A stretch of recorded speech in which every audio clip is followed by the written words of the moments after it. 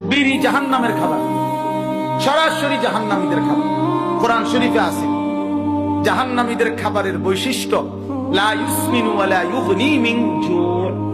জাহান্নামীদের খাবার আল্লাহ বলছে এটার কোনো পুষ্টি হয় না এবং এটার দ্বারা ক্ষুধাও নিবারণ হয় না।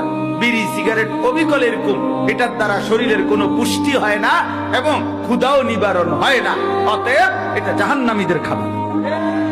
নাকে মুখে ধোঁয়া ছাড়ে, আগুন ছাড়ে, এটা বুঝে একটা কিছু হইতে পারে?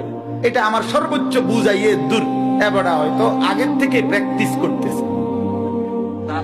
হ্যাঁ, মানে আগের থেকে আগুনের একটা অভ্যাস থাকলে পরে যখন ফুল আগুনে ডুববে এটা তার সুবিধা হবে। এটা জানে আমার তো কিছুটা অভ্যাস আগের থেকেই আছে, আর নাহলে অনেক একটু বাড়াইয়া দিছে আর আগুনে। এজন্য এটা লজ্জার বিষয়, শরমের বিষয়, হায়ার বিষয়। এটা বিড়ি